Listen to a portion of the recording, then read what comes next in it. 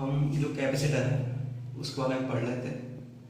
और कैपेसिटर से जो हमारे पास पैरेलल प्लेट कैपेसिटर है अगर कोई, तो उससे कितनी कैपेसिटेंस आएगी निकल के, किस फैक्टर पर डिपेंड करेगी, वो हम पढ़ चुके थे। ठीक है, अब ऐसा हो सकता है कि हमारे पास कैपेसिटर सीरीज में ऐड हो सकते हैं, पैरेलल में ऐड हो सकते हैं। ठीक है, जैसे रेडियो वगैरह होते हैं तो उनके लिए क्या फॉर्मूला आएंगे। ठीक है, तो अगर हमारे पास कैपेसिटर है वहाँ पर सीरीज में लगे हुए हैं इस टाइप से, ये हमारे पास सीरीज में लगे हुए हैं। ठीक है, प्लस माइनस दिखा देंगे। इसकी कैपेसिटेंस C1, इसकी कैपेसिटेंस C2 है, इसकी कैपेसिटेंस C3। ठीक है, सीरीज में लगे हुए हैं। तो जब कैपेसिटर सीरीज में लगे होंगे तो क्या कंडीशन आएगी, तो हमने अगर कोई चार्ज हमने इसमें फ्लो किया, कोई चार्ज अगर गिवन है, ठीक है, क्यू चार्ज, तो वही चार्ज तो हमारे पास इस पहले कैपेसिटर में जाएगा, वही चार्ज हमारे पास सेकंड कैपेसिटर में जाएगा, वही हमारे पास थर्ड कैपेसिटर में जाएगा। इसका मीन्स है कि चार्ज कैसा हो, सेम हो। ठीक है, तो सीरीज में क्या होगा, चार्ज सेम रहेगा। ठीक, जब चार्ज आएंगे तो वोल्टेज चेंज होंगे, पोटेंशियल आएगा। ठीक है, चार्ज 0 से पोटेंशियल चेंज होता, तो इसका पोटेंशियल मान लीजिए V1 हो गया, इसका पोटेंशियल V2, इसका पोटेंशियल V3। ठीक, तो पोटेंशियल क्या होगा हमारे पास, वो क्या कहते हैं, डिफरेंट होगा। ठीक है ना, कैपेसिटर हमने खुद लिए हैं C1, C2, C3, तो ये तो हमने लिए हैं। ठीक है, ये तो वेरी करेंगे, तो अलग अलग लिए हैं हमने। ठीक है, तो मैं फॉर्मूला पढ़ा था C = Q/V। ठीक है, तो अगर पहले केस में देखें इस वाले पार्ट में, तो C क्या रहेगा C1, Q क्या सेम, V क्या हमारे पास V1, तो V1 इक्वल हमारे पास यहाँ से Q/C1, इसे रहेगा इक्वेशन नंबर 1। ठीक है, इसी टाइप से हमारे पास सेकंड पार्ट में कितना सिमिलरली V2 इक्वल Q/C2, मैंने डायरेक्ट लिख दिया। ठीक है, डायरेक्ट लिख दिया। इसी टाइप से थर्ड पार्ट है, तो रहेगा हमारे पास V3 इक्वल Q/C3। ठीक है, पोटेंशियल वेरी कर रहे हैं, यहाँ पे डिवाइड हो रहा है, तो जो चीज़ डिवाइड होती है उसको फाइंड करते हैं। ठीक है, तो ये आगे इस टाइप से। तो अगर यहाँ पर टोटल पोटेंशियल जो है हमारे पास इसका V हो, ठीक है, तो क्या होगा फिर V = V1 + V2 + V3। इसका मीन्स हुआ V1 का मीन्स हुआ कितना, V इक्वल क्या हमारे पास, यानी कि Q/C1, ऐसे रहा Q/C2, ऐसे रहा आपका Q/C3 V। ठीक, ये जो रहेगा हमारे पास V इक्वल Q कॉमन आएगा, Q रहेगा 1/C1, 1/C2, 1/C3। Q इसका कॉमन है, तो रहेगा V/Q equal 1/C1, 1/C2, 1/C3। V/Q भी क्या लिख सकते हैं, Q/V तो है C, तो V/Q कितना रहेगा 1/C। ठीक है, तो यहाँ कितना रहेगा 1/C equal 1/C1, 1/C2, 1/C3। ठीक, तो ये हमारे पास आ जाएंगे, मेन फॉर्मूला ये आ गया 1/C equal 1/C1 + 1/C2 + 1/C3। तो इस समय एक बात देख रहे हैं कि जैसे हमने कभी 10th में पढ़ा था रेजिस्टेंस के बारे में, कि हमें सीरीज में क्या होता है R = R1 + R2 + R3, बिल्कुल ऐसा ही फॉर्मूला है, लेकिन थोड़ा चेंज है कि जो फॉर्मूला उसको पैरेलल का होता था वो यहाँ सीरीज वाला है। मीन्स वहाँ तो डायरेक्ट था R = R1 R2 R3, यहाँ अपॉन में गया बन के इनवर्स में, तो ध्यान रखेंगे। सीरीज का फॉर्मूला क्या हो गया, तो 1/C इक्वल 1/C1 + 1/C2 + 1/3 ... इस टाइप से अगर एक्सेट्रा और भी हैं तो वो भी हम लगा सकते हैं। ठीक है, तो क्या है यहाँ पर चार्ज सेम, तो कहीं भी अगर कैपेसिटर के बीच में चार्ज सेम होगा तो कैसे होंगे, वो सीरीज में होंगे। ठीक है, ध्यान रखेंगे, वोल्टेज डिवाइड हो रहे हैं यहाँ पे। ठीक है, कैपेसिटर हमने खुद ली थी। ठीक, तो ये कहते हैं ऐसा वर्क कर रहा है फॉर्मूला जैसा ओम का रूल होता है, C = Q/V। तो ये कैपेसिटर के लिए ओम का रूल है, C = Q/V, ध्यान रखेंगे। ऐसे ही हमारे पास पैरेलल के लिए करते हैं आप, तो ऐसे ही आप पैरेलल के लिए देखते हैं। ठीक है, पैरेलल की कंडीशन आएगी, कैपेसिटर हमारे पास ये लगे हुए हैं इस टाइप से, कितने भी हो सकते हैं कैपेसिटर, 2 3 2 भी, ठीक है। इन्हें चार्ज अगर हम दे रहे हैं क्यू,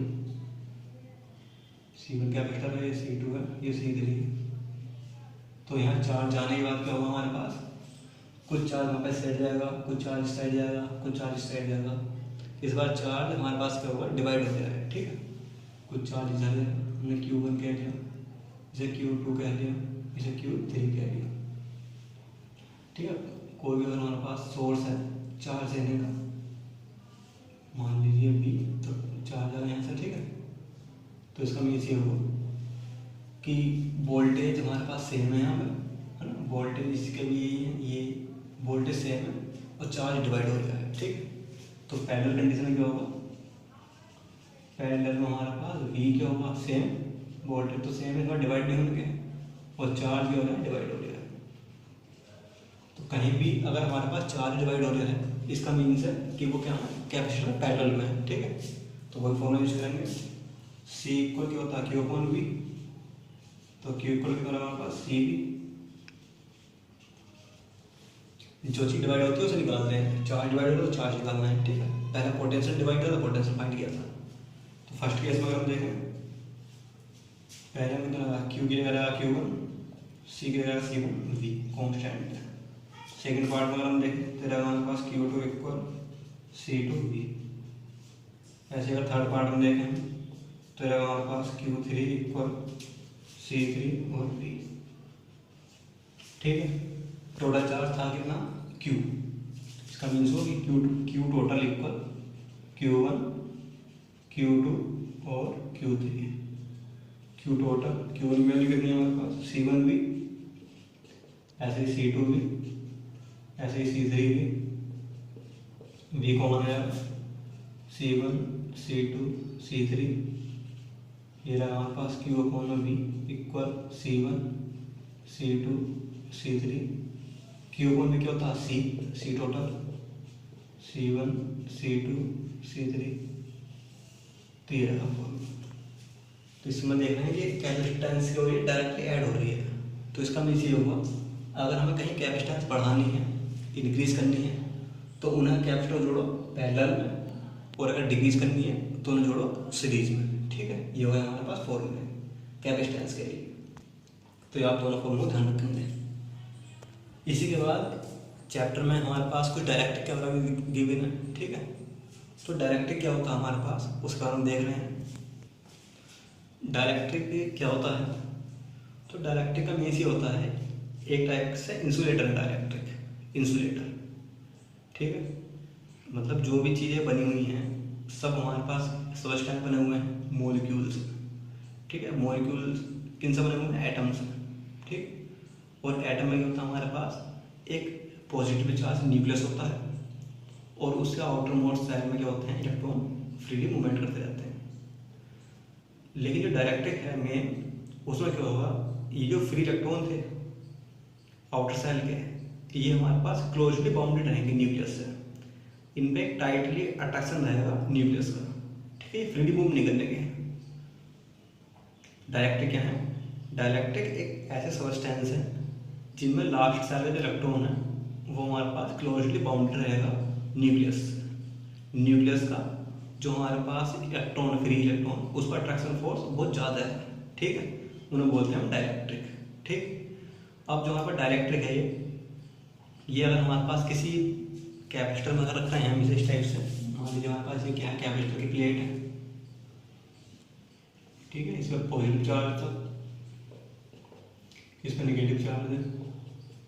ठीक है, यहाँ मान लीजिए वो डायरेक्ट्रिक कलर है, डायरेक्ट्रिक प्लेट है, तो इनके बीच में होगा इलेक्ट्रिक फील्ड होगा +2-।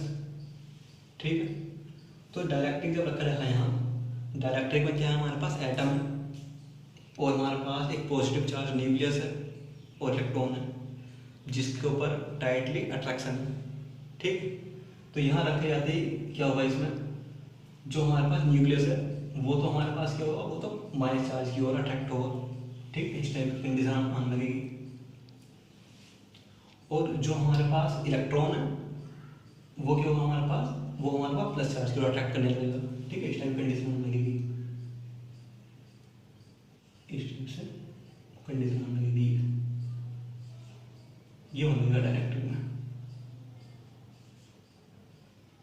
इस टाइप की निशान लगेगी। ठीक, तो ये जो डायरेक्ट्रिक है हमारे पास, इसमें क्या हो गया, इसमें भी चार्ज क्रिएट हो गया। ठीक है, तो यहाँ भी क्या होगा, इलेक्ट्रिक फील्ड आ जाएगा, ई डैश कह रहे हैं हम जिसे, इस टाइप इनकी वजह से डाइपोल बनना है तो डायरेक्शन हो रही है प्लस टू माइनस। तो इलेक्ट्रिक फील्ड जो मेन है कैपेसिटर का वो तो प्लस टू माइनस है। ठीक, और एक इसके इनसाइड में इलेक्ट्रिक फील्ड क्रिएट हो गया ई डैश, प्लस से माइनस की ओर, यानी डायरेक्शन अपोजिट है। ठीक है, तो जिसकी वजह से क्या होगा, क्योंकि यहाँ इलेक्ट्रिक फील्ड आ गया एक, ठीक है, अपोज करने के लिए, तो हमने फॉर्मूला क्या पढ़ा हुआ है, E इक्वल कह सकते हैं V अपॉन डी। ठीक, इसका मीन से कि क्या होगा, पोटेंशियल भी होगा। ठीक, और एक फॉर्मूला हमारा पढ़ा हुआ है C equal Q upon V। तो जब यहाँ E हमारे पास क्रिएट हो गया, इसका मीन्स V आ गया। ठीक है, V आने का मीन्स है जब पोटेंशियल इंक्रीज होगा यहाँ पर तो क्या होगा, कैपेसिटेंस क्या होगी हमारे पास, कैपेसिटेंस भी आएगी। ठीक है, तो यहाँ जो इलेक्ट्रिक फील्ड ज़्यादा है प्लस टू माइनस कैपेसिटर की प्लेट के बीच में, वो हमारे पास कम होने लगेगा इस इलेक्ट्रिक फील्ड की वजह से। ठीक, कुछ इफेक्ट पड़ेगा इस पर, बहुत ज़्यादा इफेक्ट नहीं पड़ने का, लेकिन कुछ इफेक्ट पड़ेगा। ठीक, तो जिसकी वजह से क्या होगा, हमारे पास यहाँ इलेक्ट्रिक फील्ड कम हुआ, इलेक्ट्रिक फील्ड कम होने का मीन्स है पोटेंशियल कम हुआ, पोटेंशियल कम होने का मीन्स है क्या, कि कैपेसिटेंस इंक्रीज होगी, अपोजिट है, इन्वर्स है। तो जब V डिक्रीज होगा तो कैपेसिटेंस कैसी होगी, इंक्रीज होगी। तो इसका मीन्स ये होगा कि डायरेक्ट के प्रेजेंस में किसी भी कैपेसिटर में क्या होगा, कैपेसिटेंस इंक्रीज होगी। ठीक है, कैपेसिटेंस क्या हो जाएगी, इंक्रीज हो जाएगी, ये ध्यान रखेंगे। ठीक, और अगर हमारे पास कोई डायरेक्ट्रिक है तो इस वाले प्लस माइनस आ गए इसमें, इसे बोलते हैं पोलराइजेशन, डायरेक्ट्रिक का पोलराइजेशन बोलते हैं। ठीक, लेकिन ये चार्ज फ्री नहीं है घूमने के लिए, एकदम की फ्री है, एक फिक्स है, टोटल चार्ज यहाँ जीरो जब भी प्लस माइनस डाइपोल बनना है, टोटल चार्ज यहाँ जीरो है, घूमने के लिए फ्री नहीं है ये चार्ज।